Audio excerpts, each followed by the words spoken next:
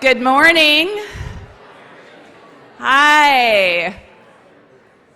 Good morning, everyone.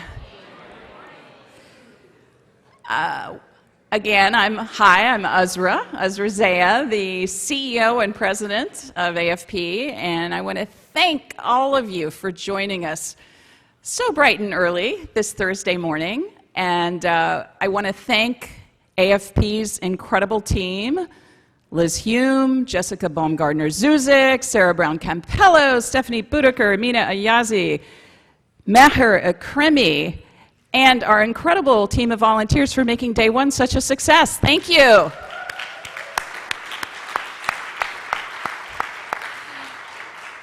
And at the keyboards today, we have Xander Willoughby. So thank you, Xander.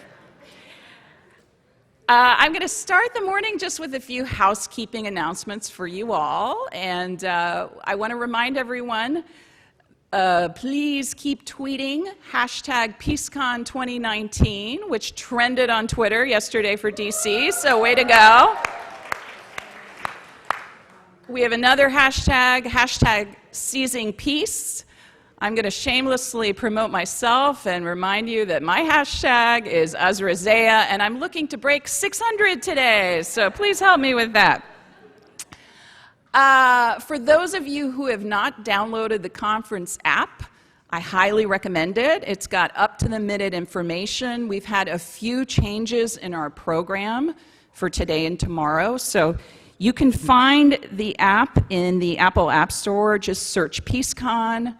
You can download it, and you put in the code, one word, PeaceCon 2019. It'll give you access to the full updated program, as well as the ability to connect with our amazing speakers and participants. So for today, I want to remind we have 2 lunch sessions. One, Peace Building in the Era of Me Too, which will be in the Vista Room. And the second, this is the change in the schedule today, Transforming Peace Building, Narratives, Evidence, and Coalitions will be taking place over the lunch break in the Angel Room, and that is a change from the printed program. It's taking place today. So if you're going to either of these lunch sessions, you will have priority at the buffet table. Please take your lunch and go to the sessions, and they will start approximately at 12:45. Another fun reminder today, everyone is invited to the happy hour that we're having, co-hosting with Peace Direct. This is going to take place from 6 to 8 p.m. at AFP's headquarters, and this is 1800 Massachusetts Avenue Northwest. It's about a 15-minute walk from here down Connecticut to DuPont Circle. That is taking place from 6 to 8 p.m. We hope to see you all there.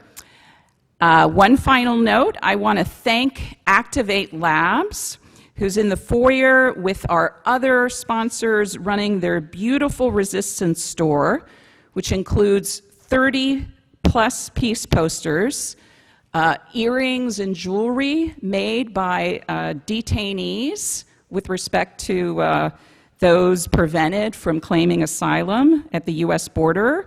It has Christmas ornaments, postcards, and more.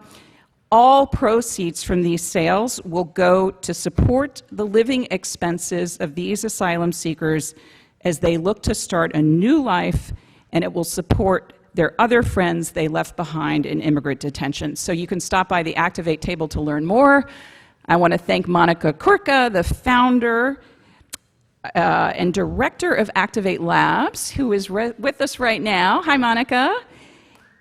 And thank you for your work. She is going to be creating what we call a graphic recording of our panel discussion on diversity, equity, and inclusion, which we can't wait to see. So one more announcement I wanted to make is you all may have noticed we have a new look for AFP. This PeaceCon, we're unveiling a new branding for AFP. Thank you to the creative geniuses at Ogilvy who made this possible. For those of you who were not there yesterday for the opening day of what I'd like to call the screening of AFP the movie, We're going to repeat that for you, but I just want to mention that the theme of this new rebrand is really about the integration of the amazing, phenomenal work of this network and of this organization. The outer ring of our logo is an olive branch that represents the vital policy and advocacy work that surrounds everything we do. The next ring is binary code of ones and zeros, which symbolizes the evidence, the data behind our vital learning and evaluation work, which is elevating both peacebuilding practice and policy. And finally, at the heart, the center of what we do is two hands holding a globe, and that represents the partnerships of the entire spirit of the Alliance since its inception, and I think PeaceCon is just the perfect manifestation of that. So without further delay, let's show AFP the movie.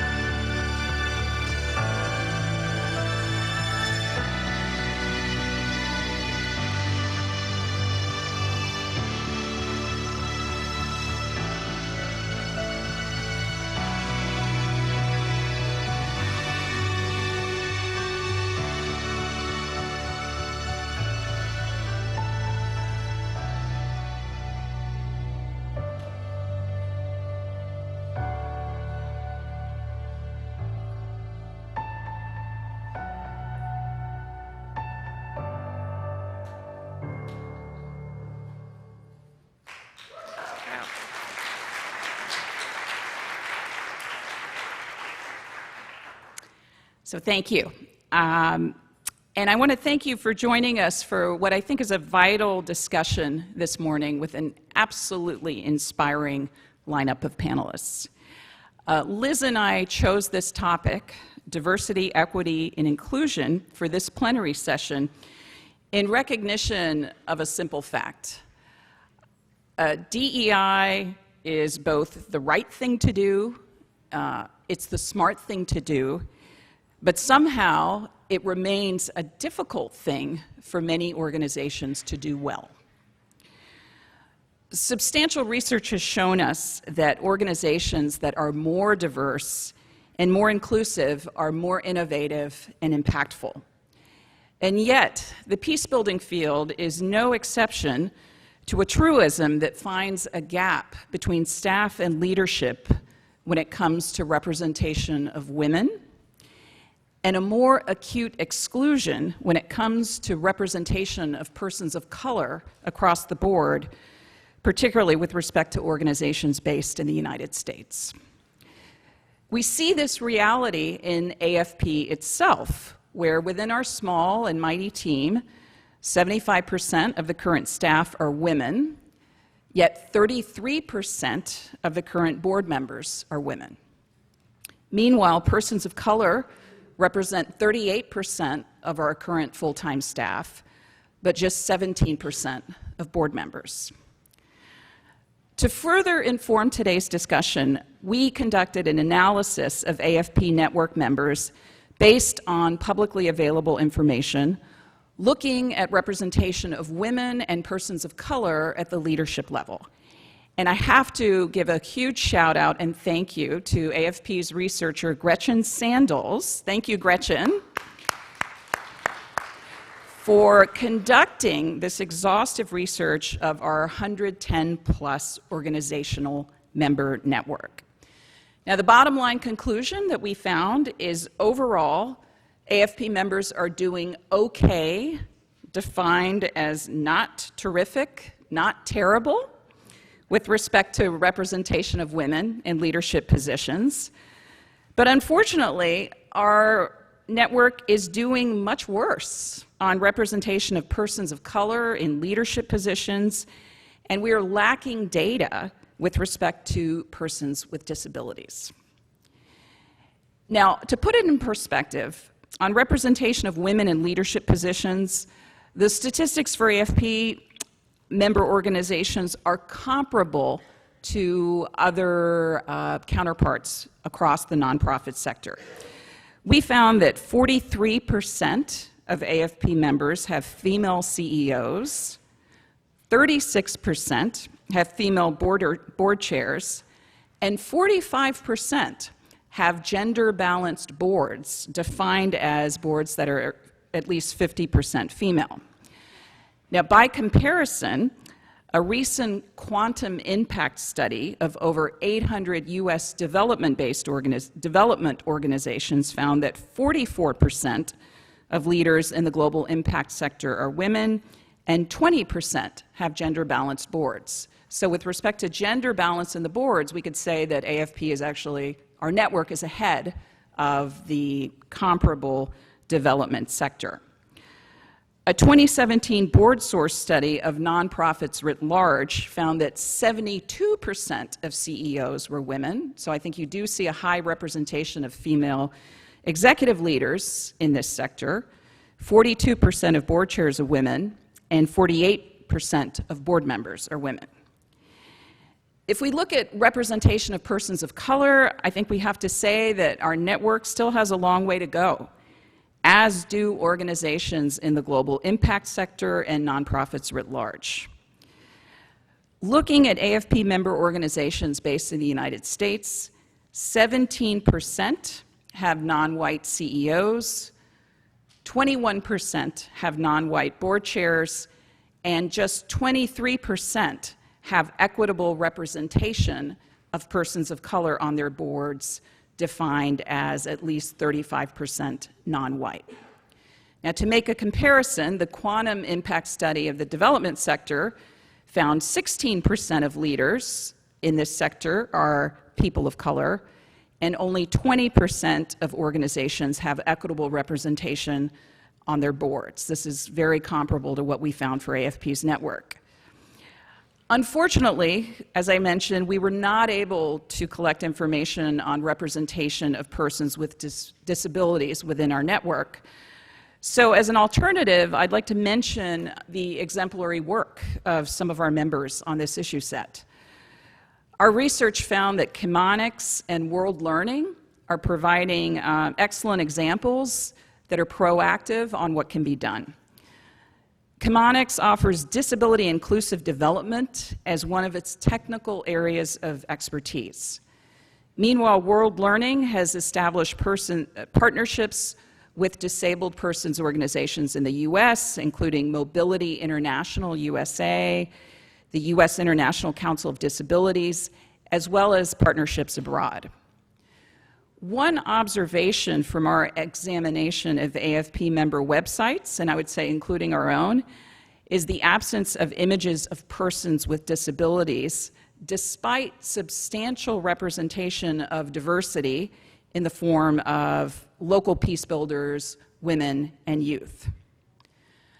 Now, in the solutions-oriented spirit that animates PeaceCon, I'd like to mention some initial steps that AFP is taking to try to move forward on DEI.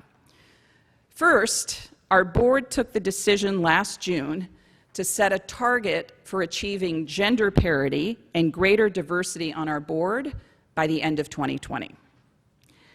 Second, we took the decision to pay our interns to give a broader cross-section of candidates the opportunity to gain this invaluable professional experience. And it's something I'd encourage all of you to consider.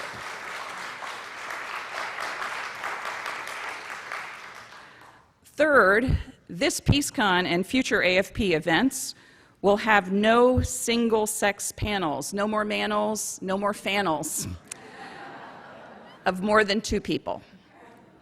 And finally, I'd like to propose the formation of a new AFP committee on DEI to try to move forward on these issues together. And as a first step, I'd like to try to come up with a statement of principles for our network, and for all of our members present, I would welcome your participation. So in terms of moving forward this morning, I'd like to hand the floor to our wonderful and remarkable plenary speaker, a leader who has truly inspired me, challenged my assumptions, and helped open my mind to the meaning of inclusion and courage. From opening New York public school teaching positions to all, to championing and making possible the Americans with Disabilities Act, to launching a historic disability rights dialogue with China, Judy Heumann has fought all her life for the rights of others, and she has a string of victories to prove it. So please join me in welcoming my friend, Judy Heumann.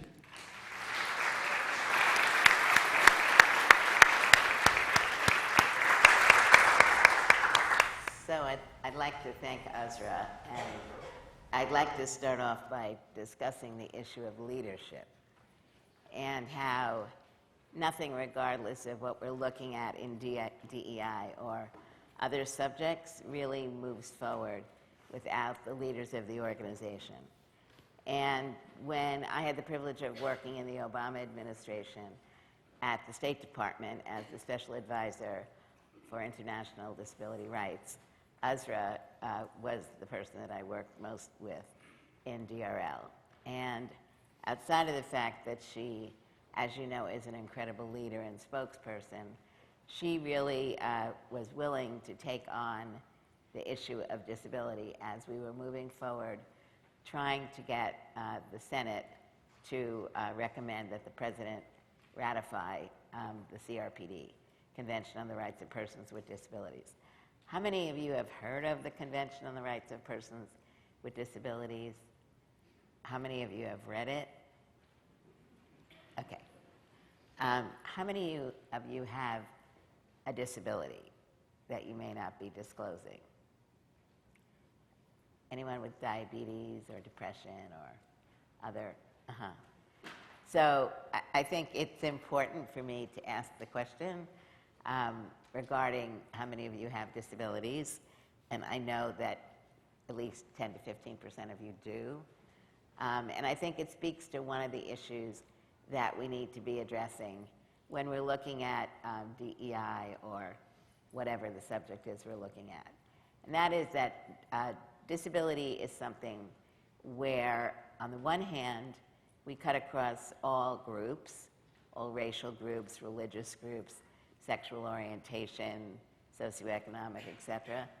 But I was having a very interesting discussion last night with a colleague of mine who used to work at USAID and is now over at the State Department, at the World Bank.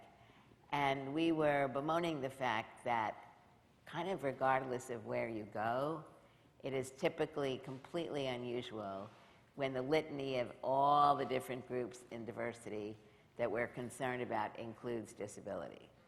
And we were trying to figure out why this was true. I'm going to be 72, she's in her mid-40s, and on the one hand, there are many changes that have occurred, but disability still seems to be relatively invisible. How many of you are working with disability-run organizations wherever you are?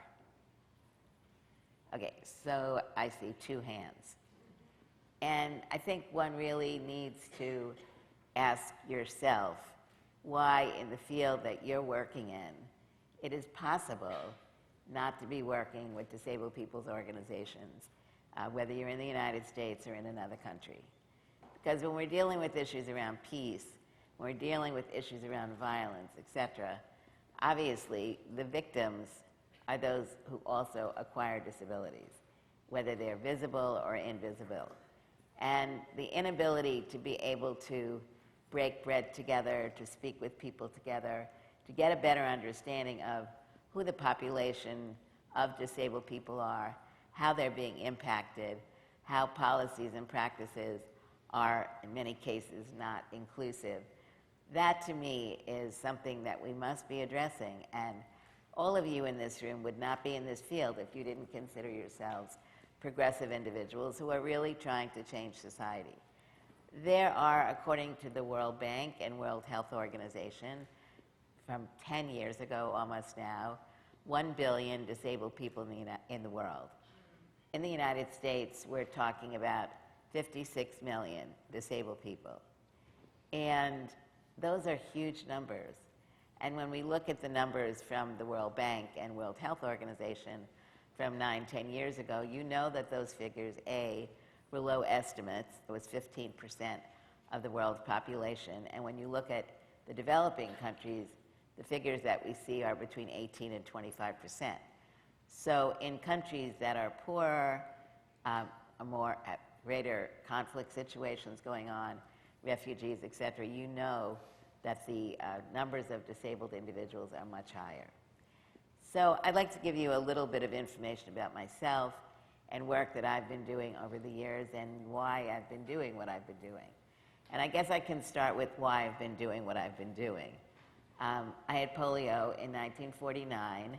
In the United States, polio was eradicated in 1963, but in a number of countries around the world, polio was not eradicated till much later. I love going to countries in Africa and Asia and meeting so many post-polio survivors. We have a common language and a common network that we can laugh about and I think really unite around when we talk about the types of discrimination that we're facing.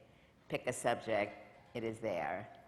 And it really was out of necessity that I and many others with disabilities have become advocates. Because we were, the reason why Azra mentioned my work in New York City, becoming the first teacher using a wheelchair to be licensed, was because I had to sue the Board of Education.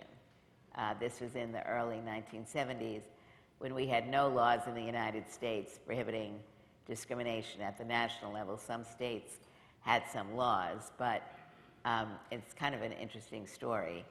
When I was looking at going to the university, I wanted to be a teacher, but my friends in high school who had disabilities told me, don't tell the agency that's going to be paying for you to go to college that you want to be a teacher because they won't support you. They'll only support you to be in a field where you can demonstrate that someone was a wheelchair rider and was actually teaching in the public schools. So I majored in speech therapy and I minored in education. And it was in the 1960s, it was during the baby boomer era, and there were not enough teachers coming through to be certified. And so they had changed the standards to say that you needed less credits and then you had to get a master's within a certain period of time. So I thought that there was going to be a problem because I didn't know any other people who were teaching from wheelchairs. And I called the American Civil Liberties Union and I told them that I was interested in being a teacher and this is what I was concerned about. And they told me, well, just go ahead, study, take the exams you need to take, and if there's a problem, let us know. So I did that, and I had to take an oral exam, a written exam, and a medical exam, all that were given in inaccessible buildings. And when I did the medical exam, I was failed. And the official reason from the Board of Education was paralysis of both lower extremities, sequelae of poliomyelitis.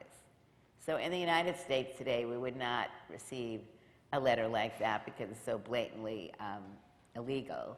But at that point, it was okay. So I called the ACLU, and I said, I'd spoken to you a few years ago. This is what you told me. This is what I've done. I'd like to come in and speak with you. And the gentleman on the phone said he'd call me back. And he called me back and said, no, they didn't want to meet because it wasn't discrimination. I had a medical denial, and therefore, they didn't want to represent me. I tell you this story even today because I think the truth of the matter is many people really, including those of you in this room, don't really understand the stories of disabled people in your communities, whether it's in the area of work that you're doing or in your inner circles of your family and broader community representation.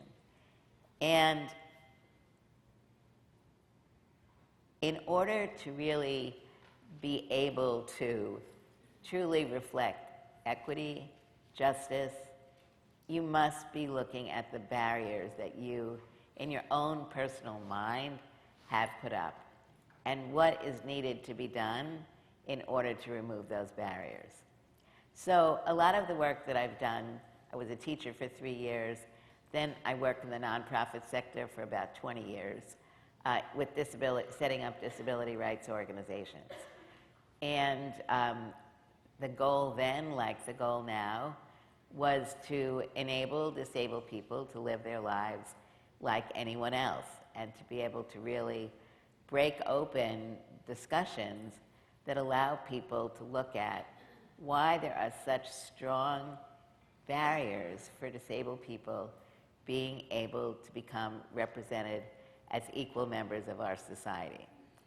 Now, I think in one of the areas that we've been seeing progress, and when you look at organizations like World Learning and Chemonics and IFAS and a few others, I think really has to do with work that we were doing at the State Department and USAID.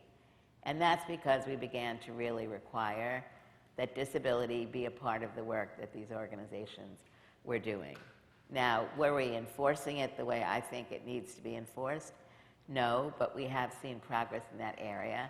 And again, when we look at the issue of leadership, there has been leadership in some of these organizations from the very top and at the staff level.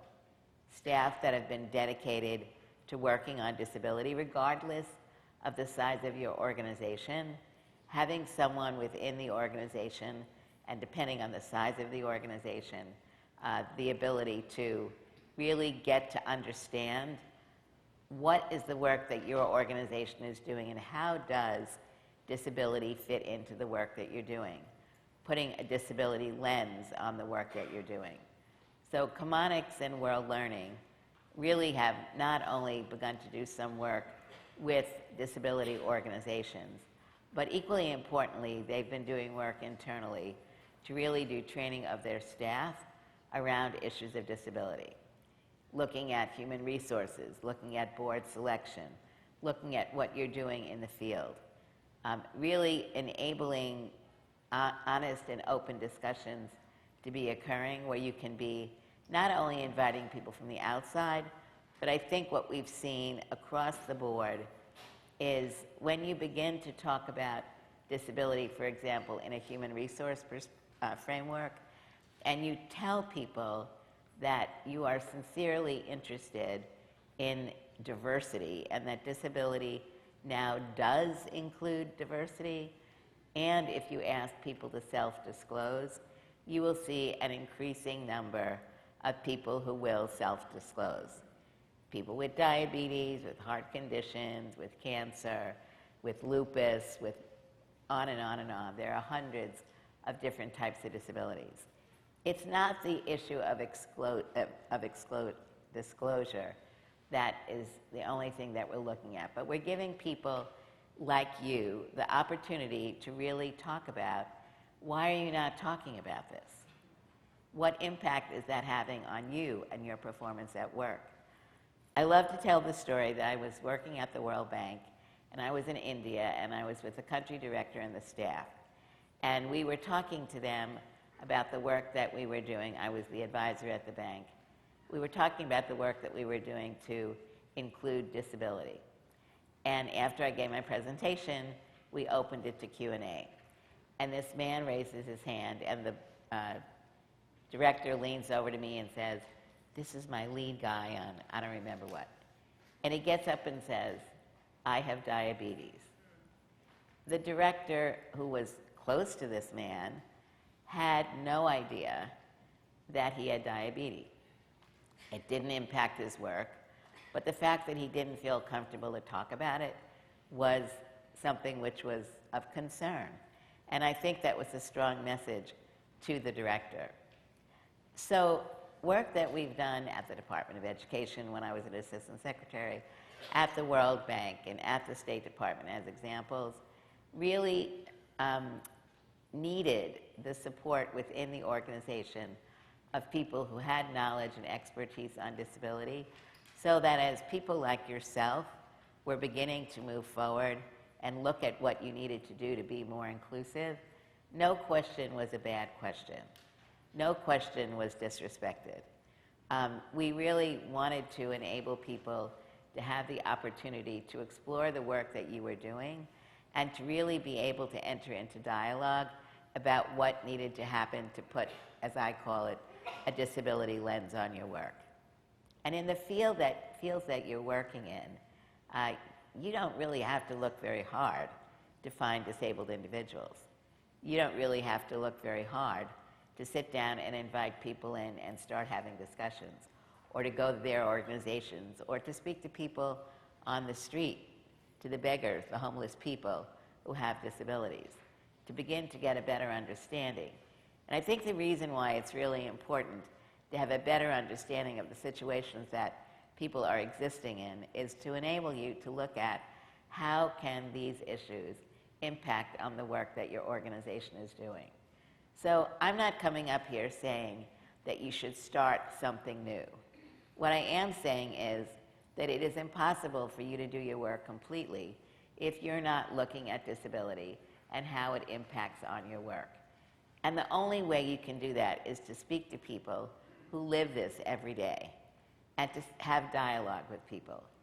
Another thing we used to do when I was at the State Department was raise it as high as possible when I was coming to visit, so that we would have the ambassador or the deputy convene a meeting of the disability rights organizations, so that they would be the ones who would come and speak. Because frequently what happens is non-disabled individuals who are running charities, who may be doing very good work, are the ones that people feel comfortable speaking to.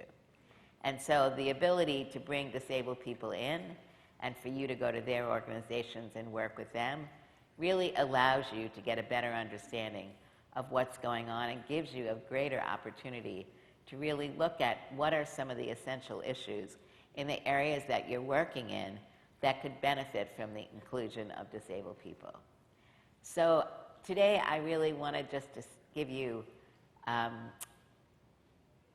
don't want to say a plea, but an understanding that it is impossible for you to be doing your work if you are not being inclusive, if you are not looking at opportunities to bring soldiers who fought on different sides and acquired disabilities together, as is happening in some countries and has been for many years.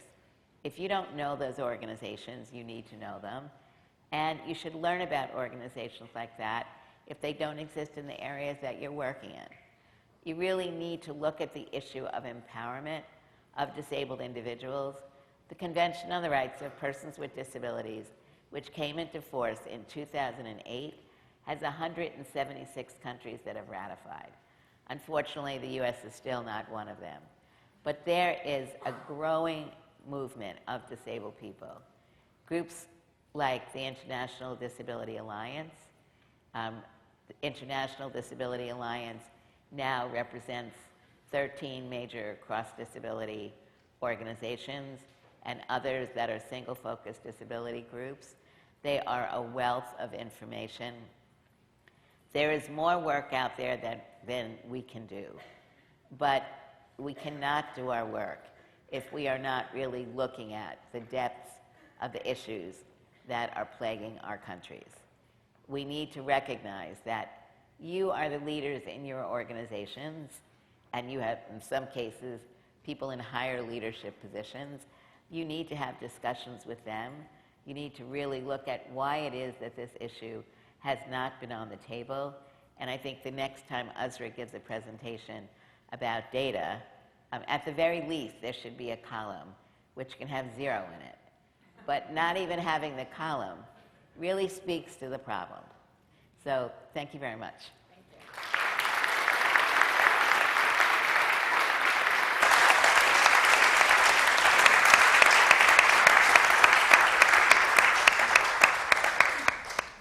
Thank you so much for your comments and for your leadership.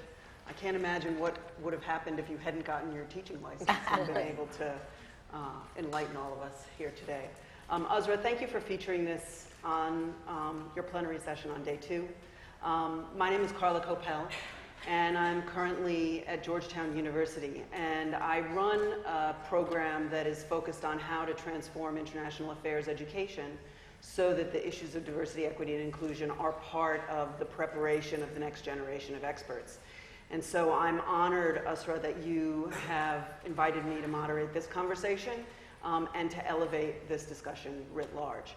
I have to say also it's daunting to moderate a panel with a group of committed and extraordinary experts and leaders in this area, and so I'm really looking forward to an exciting conversation, and I'm not going to be a rotating fan. I'll do my very best. I'm going to move back a little bit. That may help. In the app, there is detailed bios for everybody, and so I'm going to just run through who's on the panel very, very quickly and leave it to you to look up the full bio. So to my immediate left, or your right, Dylan Matthews, who many of you will have met or been introduced to yesterday as CEO of Peace Direct and chair of the Alliance for Peacebuilding board. So we all need to behave. Alex Thoma, Executive Director of the Peace and Security Funders Group, and Laura Coupe, who's counsel in the Committee on Homeland Security in the House of Representatives. Welcome to you all. When we were preparing for this discussion, we thought that it would make sense to divide it into components, but we will leave some time for questions towards the end of our discussion. So please think of what your questions might be. And I wanted to first broaden out from Judy's wonderful remarks to think broadly about this issue of diversity, equity, and inclusion, which has the risk of becoming just a set of buzzwords that are thrown around. And so I want to start the panel discussion with a conversation about what the best arguments are for why this matters. And to Judy's point, how should we be defining this in ways that don't just end up being a list of different attributes? And my goal really here is to speak to all of you in the room, because I recognize that the degrees of commitment, engagement, and advancement of this issue will vary. And so we really need to meet everybody where they currently live and engage you in thinking through these issues. So who would like to start us off? Your best argument. Dylan, you look ready. Sure, I'm ready. Okay, I think looking at the argument for DEI, I think if you look historically, we focused on DEI as one of fairness. It's the morally right thing to do. And for many, many years, I think the peacebuilding community saw it that way. It became, for many local organizations who were at the receiving end of partnership and international support, a box-ticking exercise. You know, international organizations and donors would say, we know it's the morally right thing to do. We have to ensure there's greater levels of diversity. The argument has shifted, fortunately. It is, of course, the morally right thing to do, and it's about an issue of fairness. But it's also, as Azra said, it's the smart thing to do. It's the more effective thing to do. There is plenty of evidence out there. There was a study recently by some Canadian researchers that showed that a diverse group of problem solvers will outperform a homogeneous group of high ability performers. So diversity actually leads to better results, higher output. The same goes for peace building. So I'll give you an example from our own work. We work exclusively with local organizations around the world, people on the front line building peace. One of the partners that we work with is based in Eastern Congo, in South Kivu, and they have set up local peace courts. These peace courts are an opportunity for traditional justice to be administered to communities that have no access to formal justice mechanisms. They've made sure that each of these courts has representation from every single sector of the community. And in doing so, not only have they enabled justice to be seen to be fair, but those communities are now stronger and more resilient because they represent all sections of a community. So the idea of diversity just being around fairness has to move to effectiveness. It's the smart thing to do. Great, You know, if thanks. disability is a part of everything. Are they a part of it? Yes. In the so, local group? yes. So this is a great example then of something you could share. Great, and I love the juxtaposition of the issues related to the inside organizations and how that then reflects on your field practice. Well, I mean, I think to add to that, I think it also just creates new ideas because, again, if you have, I'm just building on what Dylan said in terms of that it's just smart results, you also get new ideas and new voices because I think another issue when it comes to topics around peace and conflict is we need new ideas, we need to be innovative because previous practices have not maybe yielded the best results. So I think just to add to that point, it brings new energy and new ideas as well. Yeah, and to exactly that, what Laura said, building on each other, there's a study at Columbia University that shows that intercultural teams produce more innovation, more entrepreneurship, more creative ideas, and God knows we need more creative ideas in the peace building field. I would pivot a bit to also say that different walks of life have different experience, so lived experiences to help solve some of these challenges that we're all facing. I would also, I guess, flip your question a bit, Carla, and why not have more diverse teams? What's the argument against that? I mean, I would love someone to make that argument for me, but why not have folks with disabilities, folks from different sexual orientations, women, young people, old people? I mean, that's another one we don't talk about, the discrimination against old folks. I was telling Dylan earlier, my grandmother's 97, and I'm very, very close with her, and I just know sort of from her perspective how a lot of the times the older generation is also just ignored. So why not have greater diversity?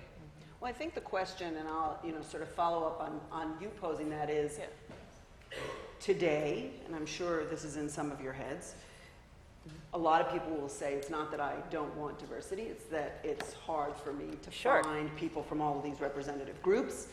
It's a challenge. I put out an application. I would welcome people of different backgrounds, and I'm not getting that pool. I don't know how to do it. It's really difficult. Yeah, yeah, those are all the challenges, and you have to commit to it, and you have to be a leader, as Judy was saying. It takes time, it takes willingness, it takes you letting go of your ego that you know exactly what to do. It takes collaboration, it takes so many different things, but the proof is there. So it's the right thing to do, it's the most efficient, effective thing to do to get to where we need to be, and you need to put the time and the leadership to do it. Yes. Yeah, sorry. It isn't hard. Those people who say it's hard, I think that's laziness. Let's be honest. It's not hard, it takes time. Yeah. And I think one of the problems that we face is that time is at a premium.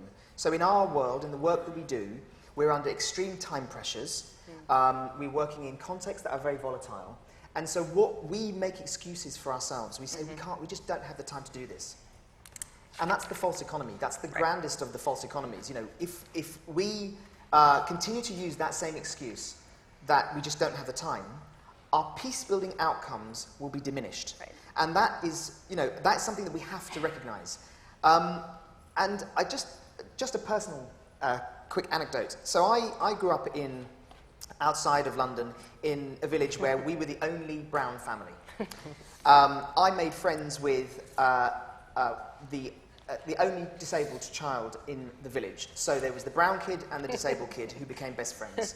And we had one thing in common, which was that we were bullied incessantly. My disabled friend was bullied so badly that he had to be taken out of school. He was beaten relentlessly. And my father, who was also bullied and experienced racism throughout the whole of his life, said to me when I was a kid, "White people will never accept you." Now, I was at primary school at the time. I was probably 5 or 6, and I remember my father saying this to me. He said, "You will never be accepted by white people." And I was baffled at this. I was a young kid wondering why. What is this? But that feeling of exclusion, that feeling of not being accepted, I carried that with me throughout my adolescence. And as I went into adulthood, I felt I am never going to let that happen to other people. I do not want that to happen to people in my friendship group. I do not want that to happen to people in my organization. So as I joined Peace Direct in 2015, I remember when I joined, my communications team were very excited. They said, you are one of the few young, under 40, and minority leaders. And I was shocked to find out that, you know, there are only 3% of non-profit leaders in the UK are from a minority background. Only 3%, and there's 14% ethnic minority population in the UK. I think that, you know, I've made a commitment based on my experience, but what about those organisations that don't have leadership from minority backgrounds? How do we make sure that they can embed diversity and inclusion, even if they haven't experienced the consequences of exclusion themselves? And that's where we need to get to, because it shouldn't always be the minorities always having to claim their space. We have to make sure that the majority world also recognise that this is an issue. Judy. Part of what I was speaking about before was the why and the how, and I think you've been giving some really good examples about that. I would like to say also that USRA announcing that internships are going to be paid internships is really very important. I think we need to look at the fact that many people in this room have been what we call today privileged, in as much as you've had opportunities that many people haven't had.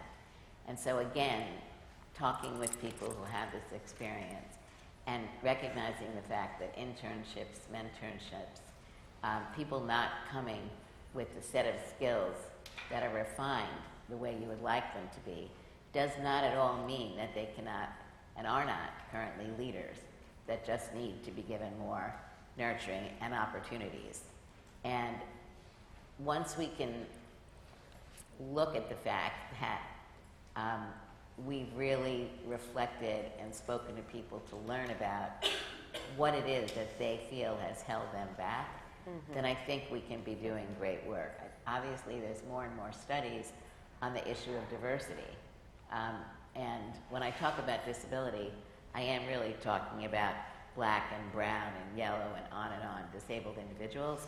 And when you look at the data in countries like the United States, if you are white, male with a disability, you're earning more money. The lower you go down on the socioeconomic scale, you'll see that disability plus race and socioeconomic situations really continue to adversely affect people. So I think the group that USRA was talking about setting up, the DEI working group, I think is also a real opportunity not only to get good examples of what people are doing within their organizations, but to really look in an honest way about what do you need to do in order to get to the how. That's a great point. And I wanted to pick up on two things. One, I just wanted to say, I think this point about sort of intersectionality and the multiple identities that we have and multiple levels of disadvantage are further disempowering and marginalizing for different groups within society. I wanted to turn back to a point that you all have made around it requiring time and not being that difficult. And so I'd love to turn that back to all of you and hear a bit about what it is that folks in the room, wherever they sit within their organizations, can do to advance this agenda. And I will make a small public service announcement that this afternoon there's a panel with friends like Don Steinberg and Bonnie Jenkins and others to talk more about the how. But let me hear from, is it tomorrow? Tomorrow, okay, tomorrow afternoon, sorry. But let me turn to all of you for sort of quick snippets and best practices you've seen from where you all sit. Okay. Well, I'm part of a group of mid-career national security and foreign policy experts that created a movement here. And so basically we partnered with the New America Foundation to provide an expert group list of experts of color. So I'm one of the co-founders of that. And so basically, the Diversity National Security Network. And basically we said there are no excuses, and we did. So it was like 3 of us. We figured out Google Docs and we did it then and there. So in terms of the time aspect, it highlights that if folks put their minds together, that you can do it then and there. And we released our first expert group list in December with African American or Black American experts. In May, we had a list of 40 Asian American and Pacific Islander experts, and last month we released a list of experts who are Latino for Hispanic Heritage Month. So again, it speaks to Dylan's point that there are no excuses for one thing, but it also highlighted that we quickly were able to find folks as bios. So in terms of the experts that were featured on the list, they have been proven leaders in their field.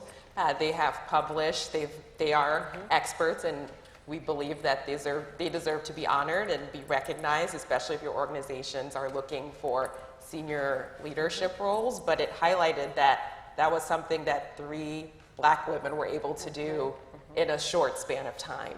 So, so in terms of the time aspect, there are things that can be done quickly, and we publicized it. So again, if organizations want to look for leadership, it is then and there. Again, the good faith and the goodwill of organizations to seek out that information, that is something that we cannot control, but it highlights that, you know, some things can move quickly. They're bookmarked on my homepage, for real. All of those, plus there's another LGBTQI one that the Atlantic Council did, so no excuses. We are 4 people at PSFG. We have a very small budget. We're only 4 people, and we apply diversity, equity, and inclusion to everything we do, from the vendors we select, the venues we select, our hiring process, everything we do. And so part of that is modeling leadership. If we can do it with four people, with a 60-member network of foundations that together fund over 300 million. So we're managing that, and we're helping facilitate that work, and we're doing this work. So if we can do that, I challenge all of you to also do that. As a leader, you can be inclusive in your behavior. There are plenty of tips I can offer you, so if you're curious about what that looks like, please come find me afterwards. But things like perhaps asking for input from your more junior staffers, perhaps bringing them into various decision-making opportunities. There are also what we call choice points internally. What is it that you have control over yourself in your job description? Whether you're the intern or the CEO, you have choices that you make. So there are things you could be doing at whatever level you're at to be making a different choice, and a choice that is inclusive and equitable. And I would say, finally, there are plenty of resources out there, thank God, nowadays. And so ask colleagues, don't put the burden solely on the people of color or the folks with disabilities or whatever it is. Do your homework. There's a lot of resources out there. I'm happy to be a resource to folks on this issue specifically. So please come talk to me, talk to any of us afterwards, and we'll help you out. For me, I think it has to start with the individual. So, you know, there's fantastic tools, as Alex said, and I'm, by the way, in awe of what PSFG have done. I'm also, I wear another hat as a member of PSFG's diversity working group, and they're doing an incredible job, and it really is an example of what can be done with very few people. If a group of 4 people can do it, anyone can do it. But I think that, you know, my message would be, it has to start with you before you start going outside and preaching to other people. You have to examine your own biases. You know, there are lots of unconscious bias tests that you can do. You can just, you know, challenge yourself before you try and transform your organization or your team. Because you'll be shocked, I think, and surprised at how many of those biases you carry yourself. Now, in my organization at Peace Direct, we did this. We asked people to look at their own unconscious bias, and it was an extremely uncomfortable thing to do. So we asked people about, you know, to talk to their female colleagues. Virtually every one of our female colleagues had experienced sexism of varying degrees throughout their whole of their adult life and their adolescent, you know, life as well. Those of our colleagues who were from minority backgrounds have experienced racism, but not just racism. What we talk about microaggressions, those daily occurrences which wear you down and that actually start to affect the way you function at work. And well, we sort of opened a can of worms, actually. It was pretty scary at first, because I thought this is the right thing to do, so let's do this. Let's give people time to reflect on their own biases. And actually, it was really uncomfortable for a large number of the staff, but it's absolutely vitally important that you start with yourself. One of the things that we did in the organisation, which cost nothing, was set up a working group.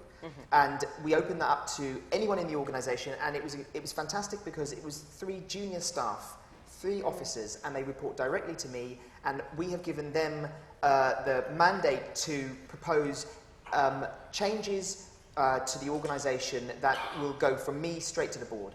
And so we've empowered them to really take a leadership role. So it doesn't have to come from the leader. Of course, the leaders have to model, you know, the best behaviour that they can in terms of diversity and inclusion. But actually, encourage those in the organisation as well to take leadership roles. So I'd like to say on the issue of leadership, doesn't have to come from, the ideas don't have to come from the leader. Right. But what you've just discussed is, as the leader of the organization, you install this. So if the leader of the organization does not see this as important, it doesn't really enable many other people to feel that they can go ahead in a unified voice. So again, I want to talk about this issue of putting on a disability lens, a diversity lens, and have your columns and look at all of the different columns. I'll give you a few examples. When I first came to state, I learned one day on a Monday that there was the Mandela program, which was going to be bringing 500 Africans to the United States for a period of 6 weeks and coming to DC, and some of them were then going to go to organizations around the United States for a month. And the program was going to be launched on Thursday as far as any names that you wanted to give. So I did as I always do. I said, oh, how many disabled people are in the program? You know, you never laugh. You keep a straight face as they look at you with this blank look to say, we don't know. So what we were able to do is really get people to look at this issue. When we left in 2017, there were 65 disabled Mandela Fellows. And that was because people within the program who we met with on a regular basis and talked to and answered questions, etc., really took it seriously. And a number of the embassies in Africa really begun to see that there was a wealth of people there that were equal in qualifications to others. And it was very interesting to see that it wasn't just individuals with minor disabilities, but it was individuals who also had significant disabilities. One of the reasons that also happened is because we talked about reasonable accommodations. So if you have a physical disability and you were going to be traveling and you needed some assistance, we needed to make sure in our budgeting that it happened. It wasn't my budget, it was their budgets. So it's bringing people together and really thinking about these issues and being able to see that really, as you're saying, all things are possible. I want to also put the word fear into this discussion, because this is not just a disability issue, but I think we need to recognize that oppression and discrimination results in fear. People's fear of saying what they feel because they're not protected. People who have disabilities with invisible disabilities or even visible disabilities are very frequently afraid of discussing what they need. Even though the studies clearly say that most disabled individuals need very few accommodations, just the ability to say that is very difficult because people frequently say no, or they don't say no directly, but things don't happen. And so when looking at the internal issues of bias, I think it's also really important to look at what you consider to be quote unquote normal. And you know, is it really terrible if someone says they need to have their desk turned around a certain way, or they need various accommodations? But you'd be surprised at the number of people who are asking for accommodations that don't even cost anything when there's real pushback. And that sends a chilling message to people. Thanks. I wanted to pick up on a couple of the points because they resonate with my work with these deans. So first on this issue of leadership, what comes through time and time again is it's not just leadership in terms of the actions, but explicit leadership, the way you talk about these things, modulate around these things, enable people to talk about the issues that are concerns to them or that are their biases, enable them to grow within the organization and understand that this is a priority. And this is something that's come through in the deans that I work with writ large, around the world, and especially in the United States, across the board.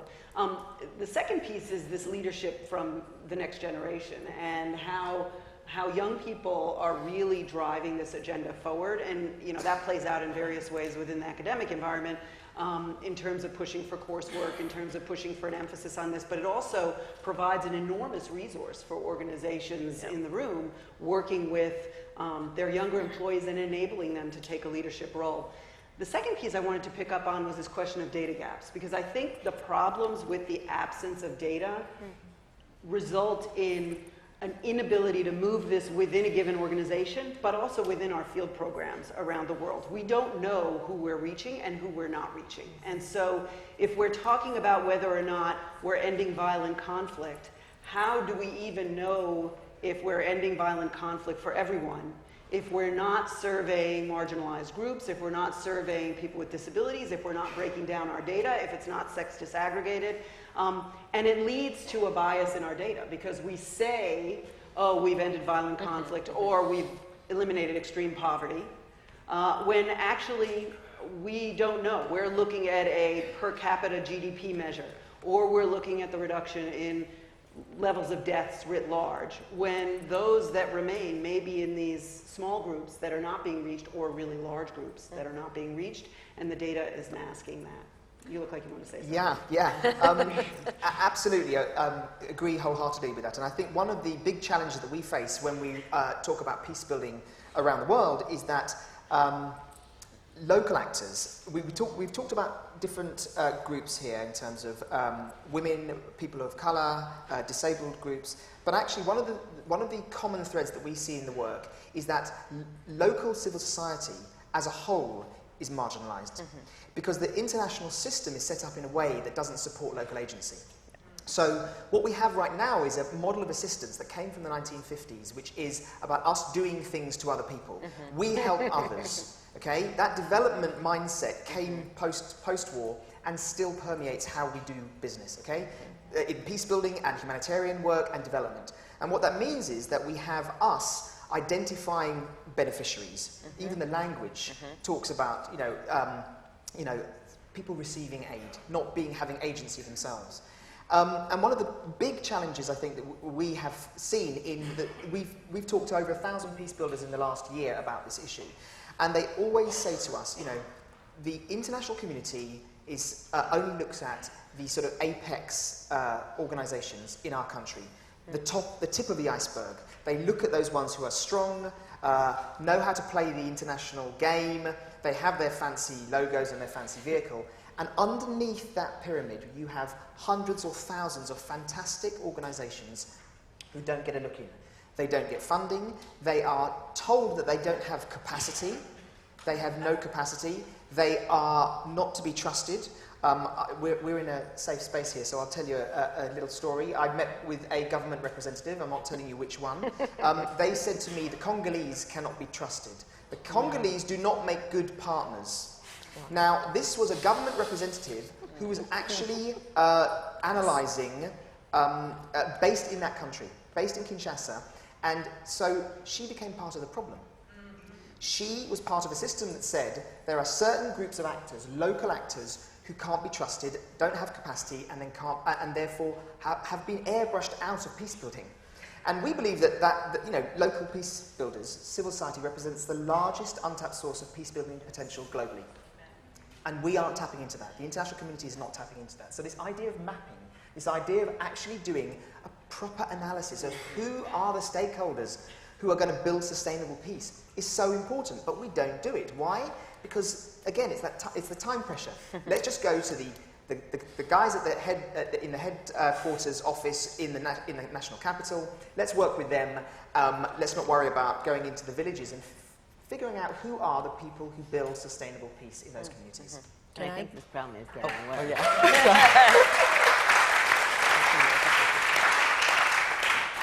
I think this problem is getting worse because grants that are being given are larger, which means that smaller organizations can't compete. And if the larger organizations are not building into subcontracting and working with the smaller organizations, it just becomes a bigger and bigger problem. Absolutely. And I wanted to follow up on something Dylan said. Dylan said a lot of things that just piqued my interest. So actually, I'm Congolese American, so everything he raised just really touched upon something that, so clearly everyone knows my day job, so I'm counsel on the House Homeland Security Committee, but 2 weeks ago, I was also the co-founder of another event, so speaking of young people absorbing everything we've learned and trying to change the narrative. So me, along with other Congolese American millennials, we organized the first ever Congolese Diaspora Impact Summit because we were tired. We were tired of how basically the international system treats, especially diaspora, because they are a critical part in terms of when it comes to remittances and actually, you know, helping their family members survive. And having lived in DC and having really observed how, you know, the U.S. foreign policy establishment talks about the DRC, and also who is at the panels when I've gone to Brookings, and I mean, they're all fabulous institutions, but I didn't see anyone like my parents who, my dad's an engineer, but my mom's a microbiologist, but they send money back home to help their school, like the schools that they grew up at. So basically we decided we're gonna have an event where we had panels focused on education, healthcare, and social impact entrepreneurship.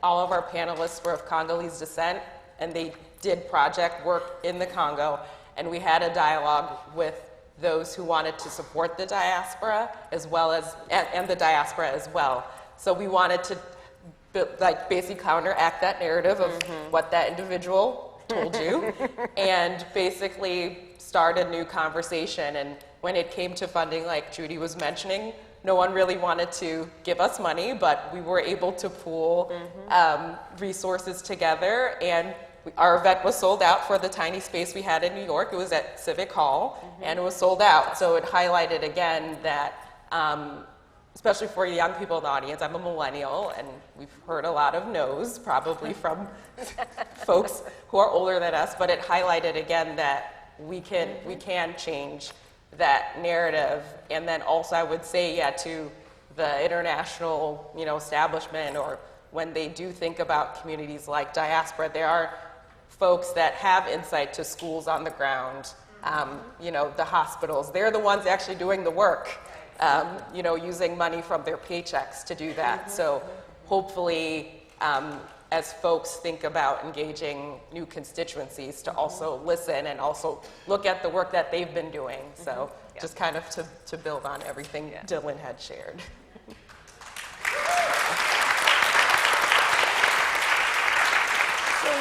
I want to pose one more question to the group, and then I want to open it up for your questions and answers and comments. My question is, we've talked a little bit about why this is important and how to approach it. What we haven't talked about is what we've found to be the biggest sticking points, the biggest impediments to moving this agenda forward. And so I wanted to confront those, at least briefly, because I want us to acknowledge that those things do exist, and we're talking all about the power and the value, and yet we're not seeing delivery in terms of this agenda yet in the real world. So what's the big challenge, impediment, hurdle? I mean, I think we touched on it. We said time, which I agree, but you build it in. I mean, you if it's worth it to you, and it should be, you build it in. You know, instead of giving yourself 1 day to read applications, give yourself 2 days. That's not that hard. I would say the knowledge, but the knowledge is there now, and it's starting to be more specific, especially to the peace and security sector. There are a lot of resources out there. I would say, and I mentioned this before, ego, the sort of ego and will to do it. Ego that you don't know the answers. You just need to start doing some can opening, and sort of see where that goes. And just asking for help, because I imagine most folks here are perhaps not DEI experts, but that's okay. And we're all, a lot of us are learning together. And then the will is the big one. Is sort of, as Judy said, anyone can do this, but it does take the will of leadership, wherever that is, to sort of set that tone and the standard to do it. And I mean, for all of those, I can sort of say, how do you counteract that? But I think those, for me, those are the challenges that I've seen in this work. Dylan, I know you have views on this. I do. So agree with all of what Alex said, but I think that we also need to get down to some sort of fundamentals, one of which is prejudice and racism still in the system. Yeah. You know, we can't talk about, what I would be worried about is us tinkering at the edges. We have to look at the system itself and say the system is fundamentally disempowering for certain groups, because there are people who still hold very old-fashioned prejudices and deeply embedded prejudices and racism about others, other people. And that is going to take a lot of digging to unearth and to resolve. Then there's the issue of power. You know, people won't relinquish power.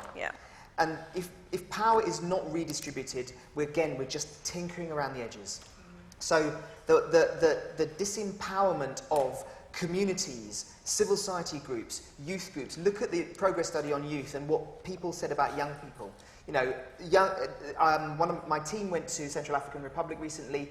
They went to an area of Bangui which has experienced a lot of violence, and a youth group came to them and said, please help us. They were fantastic peace-building activists. They said, we're not on the official list of approved youth groups. Please talk to the youth ministry because we are doing great work here. And we believed them, they were doing great work. But even they faced this extreme discrimination because they're young people. So this issue of power and prejudice has to be dealt with. And then on top of that, you've got all these other problems around bureaucratic constraints, risk aversion. You know, the world has become so much more risk averse. There's problems of donor compliance and fiduciary risk. We've put up so many barriers to stop us from helping people and from empowering people. And now you get just the apex organizations that do most of the work. So that then leads into funding problems. As you said, Judy, you know, funding is now narrowly focused on a small group of organizations. We have to unravel all of that, and that fundamentally comes down to this issue of power. I'm going to give you 2 examples. When I worked at the World Bank, the president had started a program for youth. He was going to be holding a couple of convenings around the world, bringing youth together. And it was kind of a similar story to what I told you about Mandela. I heard about the program, and we had to get names in within 4 days, and of course, there were no disabled people that had been selected. So we sent an urgent note around the world to international disability organizations to try to identify. My goal was, at that point, 10% of the world's population was identified as having a disability. As I told you, it's now 15% and rising. Anyway, we got great names in, so we submitted them. And one of them is a disabled man who speaks 6 languages, was working on his PhD at UC Berkeley, and used a ventilator and a motorized wheelchair. So a call came into my office, not to me, from the bank office in France, saying that they didn't want this gentleman to be included because what if he got sick? And oh, by the way, don't say anything to me. So of course someone said something to me. We were a small group. And I wrote them a very nice note, and I said, well, I think you're in France, and I think if anybody gets sick, you know what to do with them, and he will attend. When I told you about the Mandela program, what I didn't tell you was we found one person for that 4-day window to find somebody, and it turned out that he was getting his LLM.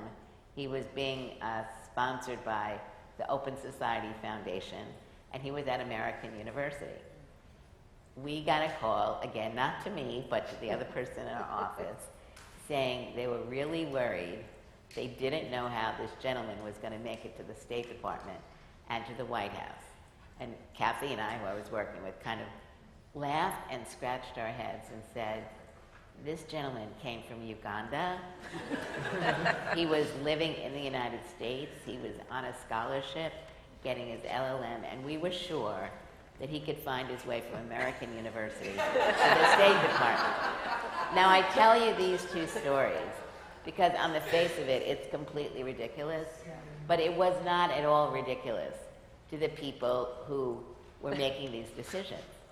And so I'm sure this is true across the board, but in disability, there is such bias based on the models that we've seen in our countries, the medical model, the cure model, not the rights-based and human rights-based model.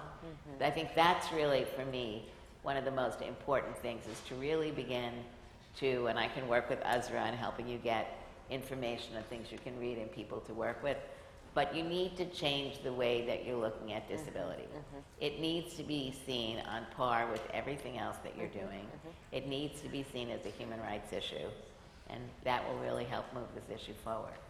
Great. Well, we could go on with stories and thoughts, but I want to open up for a couple of questions. So if you raise your hand, mics will come to you. Please say your name and your affiliation. If you have one. Somebody over here on the left. Hi. Oh, sorry. That's okay. Go ahead. Okay. Sorry. Hi. So my name is Rachel. I work with, well, I'm here representing myself. I'm switching sectors, but I work at the Navy as a civilian engineer. And so one of the challenges that I run into this kind of stuff all the time, and specifically when I'm opening up dialogues at work. Do you guys have any tips in practice for how you respond to, remarks like that? And particularly in a way that emphasizes integration instead of assimilation. So instead of trying to frame it, like the earlier statistics that we were talking about how it's more effective and stuff, how do we introduce these discussions that frames it not as though I'm trying to prove someone else's humanity to you, but just that this is a reframing that needs to happen. Thank you. What I'm going to do is I'm going to take a couple of questions and then we'll respond because we don't have that much time. There was someone back there. Hi, Kyle Brooks with Kennesaw State University's Conflict Management Program. I was wondering if you could comment on sort of we live in a globally capitalized world, and I was wondering if you could comment on the sense of productivity and the linkage between being a liability or not being as productive in the eyes of a global market if you have some sort of disability or there is some sort of discriminatory practices happening. So I was wondering if you could comment more on that sort of systemic issue. Great. We'll do one more and then we'll come back to the panel. And I don't know where the mic, yeah. Hello, Piper Campbell. Judith, it's wonderful to see you. I wanted first to say that as a person who served in the State Department, worked with Judith overseas, and had a person with disability as part of our staff, that for the entire embassy, it was such a learning experience for ourselves. And so I think that's a piece that I just wanted to add to the conversation, is that when you bring disability into your organization, there are so many moments of learning that come from that. And so it's such an important part of the benefit that I don't think we stress that enough. The question that I wanted to pose to the group was how you think about mental health issues and whether you see them as sort of aligned with the disability conversation but different, or actually part of the same conversation. Thank you. Great. I'm going to start with Judy just because a couple of the questions related specifically to you, and then we'll turn to others. So definitely on the issue of mental health, it's part of the disability community.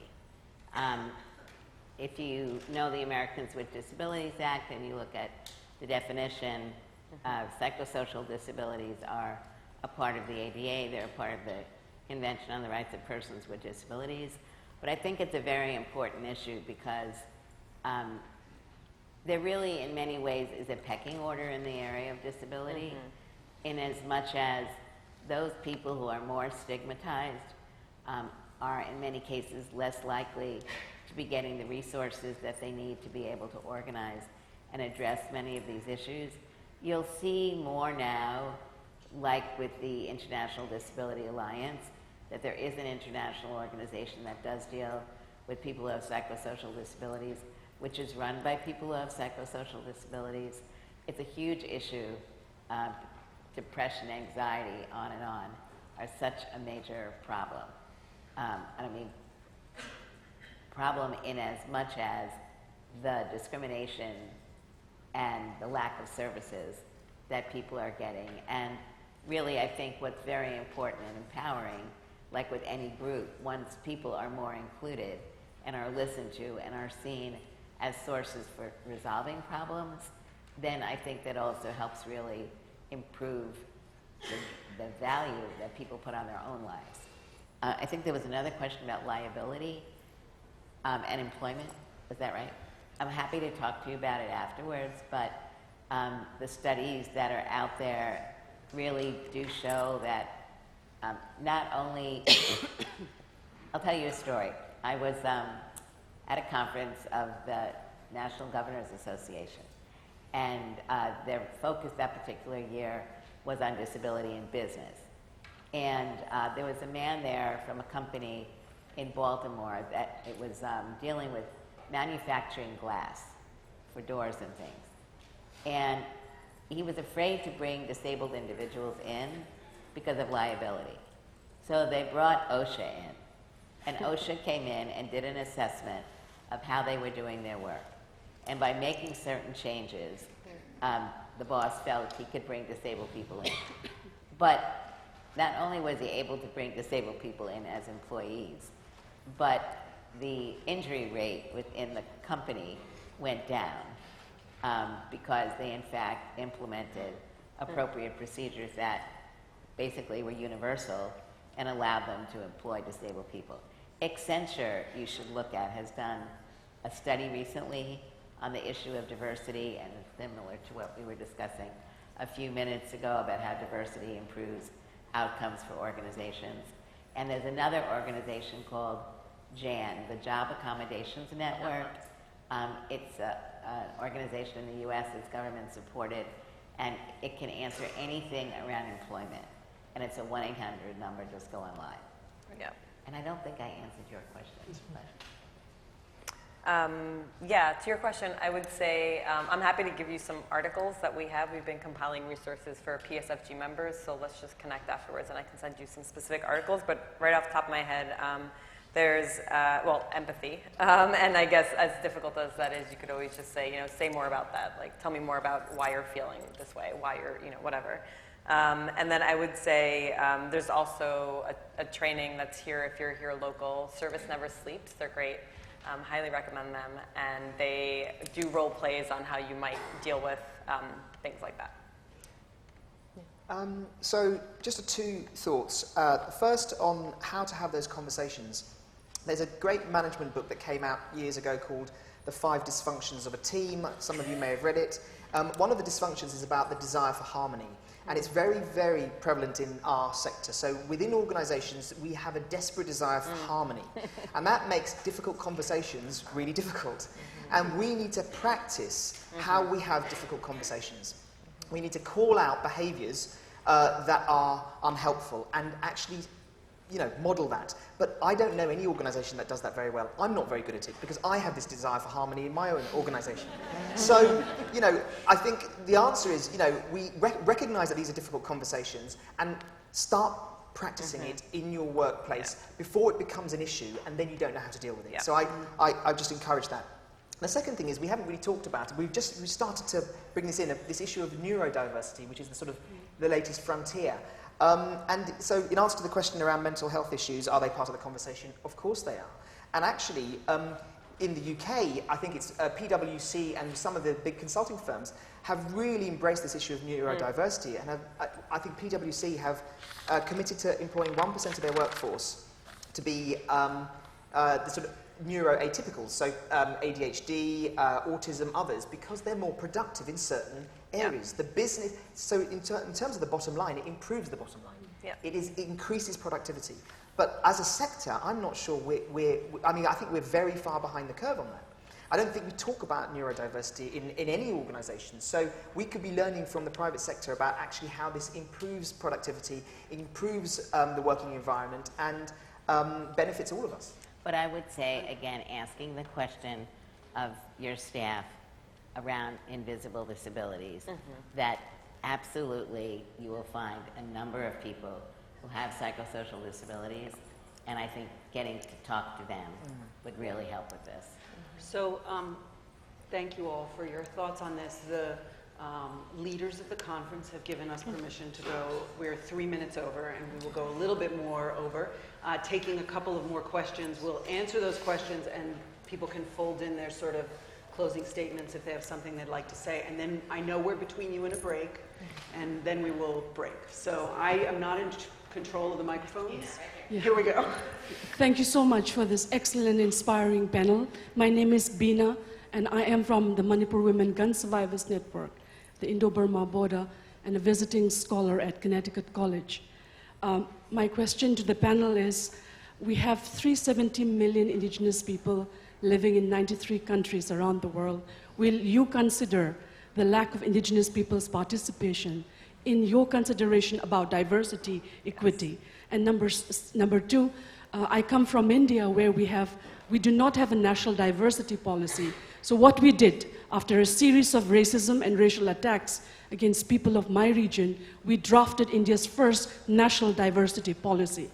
We also have a diversity module, which tells us what we should do to ensure that equity inclusion is a part of our lives. And finally, we are currently submitted in Parliament an anti-racial bill, and we are informed from the United Nations Convention on Ending All Sorts of Racism, Xenophobia, because this was passed in 1965 to combat apartheid regime. My country, India, signed it, but it refused to make it into a law.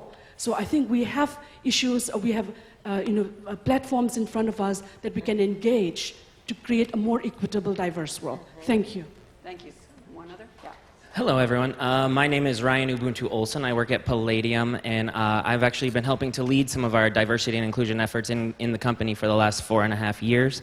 I'm incredibly proud of where we've come so far, but also recognize that we have a long way to go. And for me, my passion really emanates to the points you've been making, Dylan, about the ultimate impact that aspirational space we're doing in the field.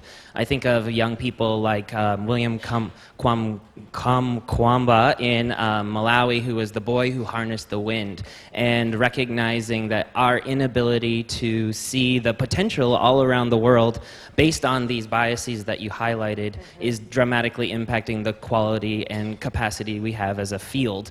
And so I'm just curious if you have further ideas about that aspirational space. Why is DEI such an important thing? What does it lead to? And how can we all challenge ourselves? Rather than seeing them, other people as the other, how can we actually look at ourselves a little bit better to challenge those biases that prevent us from seeing that child in the field that could cure cancer someday, right? So. Great, thanks. I'm going to start at the far end, and if you want to address those issues, or Sure. just give us your I mean, I closing think thoughts. just generally speaking, because I wanted to answer your question about the integration of assimilation. Again, it speaks to power structures and what the dominant culture is and what the norm is.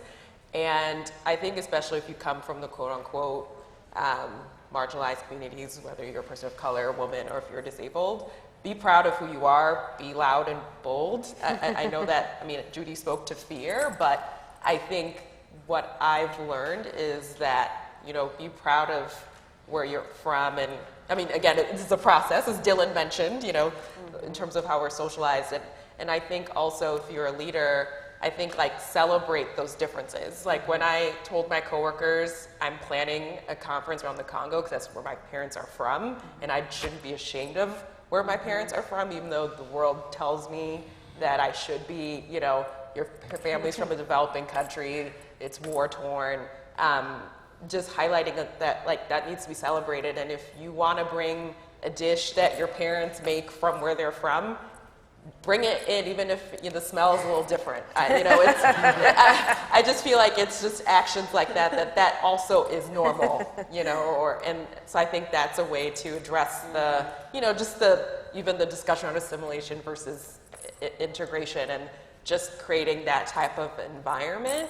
And then I think just generally, and then for those who come from those communities to feel empowered and engage the leadership and get them to think about new ideas and being able to see that the kid in Malawi can actually cure cancer if you thought about things a different way. So, and that's why I've been a part of efforts to really highlight that and to to push that dialogue. And yes, it takes courage and the people of color to have those discussions, but I would rather do that than have things stay the way they are. Great. So those are my concluding remarks.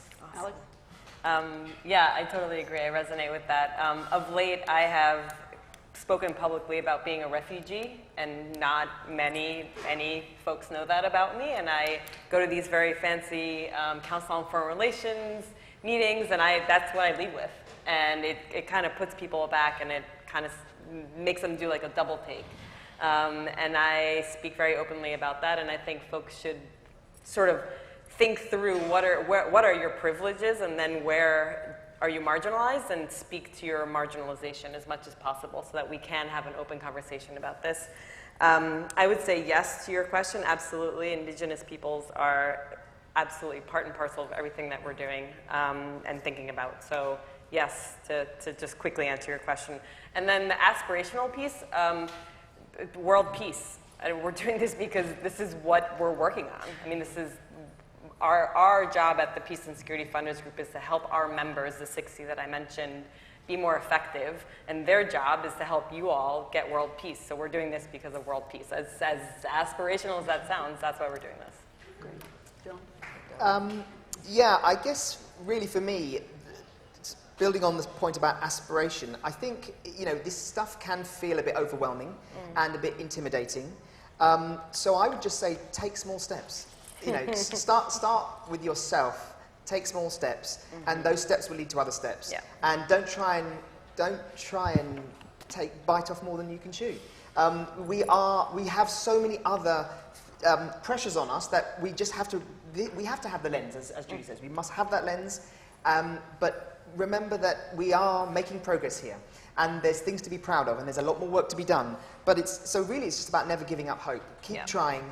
Keep taking those small steps, and look at what happened with Resolution 2250. That's another step in the right direction. We'll keep on making progress. Great. Judy? Doing a little bit can mean a lot. Reaching out, inviting people in to talk to you, to go to their organization, can really mean a lot. And I think that will also produce a level of comfort that will maybe allow you to continue to do more. I think on the issue of pride, it's a very important issue, and I think one of the issues around disability is that most people grow up in a family where there aren't other disabled people, or if there are other disabled people, they're also all facing isolation from other disabled people. So I think we can develop pride in ourselves by being given support and by being able, as I define it, to come together to go apart, to be able to have whatever group you're from, that you can come together and talk about, this person said this or that to me, or this is what I experienced. What is it that I can do? So for me, things like language, in English, one of the terrible things that continues to go on is there are really two sets of words that the disability community, by and large, wants to support, and that's the language of disabled people or people with disabilities. If you ever focus on how the term disability is used, the able, disabled, on, it really is both sucking out the pride from people because it means you have to confront people. So looking at basic things like what we want to be called and calling us what we want to be called. And I want to say in the indigenous area, in the area of disability, there is work going on within the indigenous populations. There's a foundation called the Disability Rights Fund, and they've been doing some very specific work on indigenous disabled populations. Great. I just want to say two quick things before we wrap up. The first is we're working at Georgetown on a book relating to conflict resolution and development and charting movements for inclusion, and indigenous movements is one of the movements that we're charting, so certainly part of that. The second thing I would say is that in terms of aspiration, we're simply not going to solve the challenges related to violent conflict and to development unless we figure out a way to be inclusive of local populations and communities and countries around the world as well as the community of people working on development, humanitarian relief, and peace building. It is a fundamental challenge to our field to do a better job moving forward. And there's an incredibly rich set of resources out there to draw on that we are not drawing on in our efforts to create peace and prosperity globally. So thank you to all of the people on the stage for a tremendous conversation. Thank you to all of you for hanging out 10 minutes extra. We invite further conversation after the panel. Thank you so much. Just a really quick, if you could please get up and if you could quickly leave the Academy Hall, because they need to put a divider in. The front part will be Academy A, B, and the back part will be C. If you want to continue this conversation at lunch, we have a session called #MeToo in the peace building sector. Thank you.